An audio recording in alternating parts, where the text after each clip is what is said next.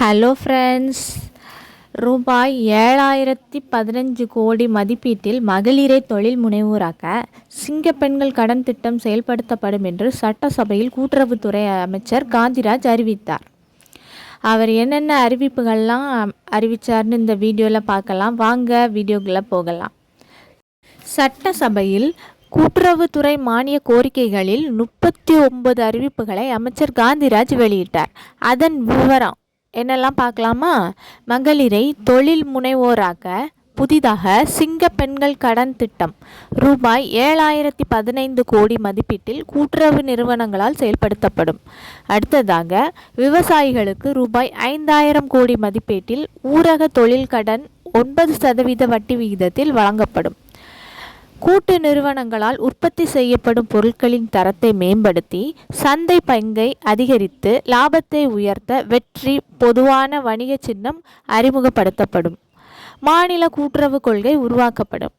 அனைத்து தொடக்க வேளாண்மை கூட்டுறவு கடன் சங்கங்களும் குறைந்தபட்சம் 5 சேவைகள் வழங்கும் சங்கங்களாக ரூபாய் 20 லட்சம் மதிப்பீட்டில் தரம் உயர்த்தப்படும். ரூபாய் 6.90 கோடி மதிப்பீட்டில் 3,452 தொடக்க வேளாண்மை கூட்டுறவு கடன் சங்கங்களில் நுண் தானியங்கி சாதனங்கள் அதாவது மைக்ரோ ஏடிஎம் நிறுவப்படும். அடுத்ததாக பண்ணை கொள்முதல் அறை பற்றி பார்த்துலாமா? கூட்டுறவு இயக்கத்தினை அமைப்பு ரீதியாக வலுப்படுத்த பெருமளவிலான உறுப்பினர் சேர்க்கை ரூபாய் 25 லட்சம் மதிப்பீட்டில் இணைய உறுப்பினர் சேர்க்கை வலைத்தளம் மூலம் மேற்கொள்ளப்படும். விவசாயிகள் விளைபொருட்களை சந்தைப்படுத்திட ரூபாய் 50 கோடி மதிப்பீட்டில் பண்ணை கொள்முதல் முறை அறிமுகப்படுத்தப்படும். மஞ்சள், முருங்கை மற்றும் மிளகு ஆகிய விளைபொருட்கள் வேளாண் உற்பத்தியாளர்கள் கூட்டுறவு விற்பனை சங்கங்கள் மூலம் ரூபாய் 5 கோடி மதிப்பீட்டில் ஏற்றுமதி செய்யப்படும். தமிழ்நாடு நுகர்வோர் கூட்டுறவு இணையம் மூலம் புதிய இணையவழி கொள்முதல் நடைமுறைகள் ரூபாய் 50 லட்சம் மதிப்பீட்டில் அறிமுகப்படுத்தப்படும். 10,000 நியாய விலை கடைகளுக்கு UPI பண பரிவர்த்தனை நடைமுறைகள் விரிவுபடுத்தப்படும். கூட்டுறவுத்துறையின் அனைத்து சேவைகளையும் பொது மக்கள் அறிந்து கொள்வதற்கு வலைத்தளம் மற்றும் கூட்டுறவு செயலி உருவாக்கப்படும். தொடக்க வேளாண்மை கூட்டுறவு மற்றும் ஊரக வளர்ச்சி வங்கிகளில் விவசாயிகளுக்கு நீண்டகால கடன் வழங்கும் திட்டம் ரூபாய் 50 கோடி அளவிற்கு மீண்டும் தொடங்கப்படும். அடுத்ததாக மின்னணு ஏல முறை பற்றி பார்க்கலாமா? டான்பெட் மூலம் விவசாயிகளுக்கு வழங்கப்படும் உரங்கள் மற்றும் விதைகள் விற்பனை ரூபாய் 2,500 கோடி அளவிற்கு அதிகரிக்கப்படும். புதிய 150 ரேஷன் கடை பணியாளர்கள் நியமனத்தில் பெண்களுக்கு முன்னுரிமை வழங்கப்படும். கூட்டுறவு சங்க உறுப்பினர்கள் பயன்பெறும் வகையில் புதிய பாதுகாப்பு பெட்டகங்கள் ரூபாய் 1.85 கோடி மதிப்பீட்டில் 82 கூட்டுறவு நிறுவனங்களில் நிறுவப்படும். கூட்டுறவு கடன் அமைப்புகளில் மறுசீரமைப்பு மற்றும் நவீனமயமாக்கல் குறித்து விரிவான ஆய்வறிக்கை தயார் செய்யப்படும். வேளாண் விளைபொருள் ஈட்டுக்கடன் ரூபாய் 115 கோடியிலிருந்து ரூபாய் 300 கோடியாக அதிகரித்து வழங்கப்படும்.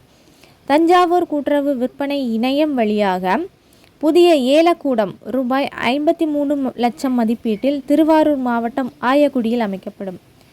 50 வேளாண் உற்பத்தியாளர்கள் கூட்டுறவு விற்பனை சங்கங்களில் ரூபாய் 25 லட்சம் மதிப்பீட்டில் மின்னணு ஏல முறை விரிவுபடுத்தப்படும்.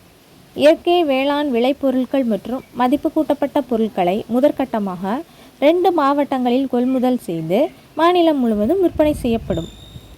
மகளிர் சுய உதவிக்குழுக்கள் மற்றும் உழவர் உற்பத்தியாளர் அமைப்புகள் தயாரிக்கும் உயிரி உரங்கள் டான்பெட் மூலம் கொள்முதல் செய்து விற்பனை செய்யப்படும்.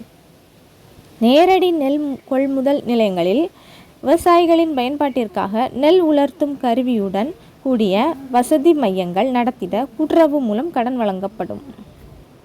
அடுத்ததாக LED தகவல் பலகைகள் பற்றி பார்க்கலாமா?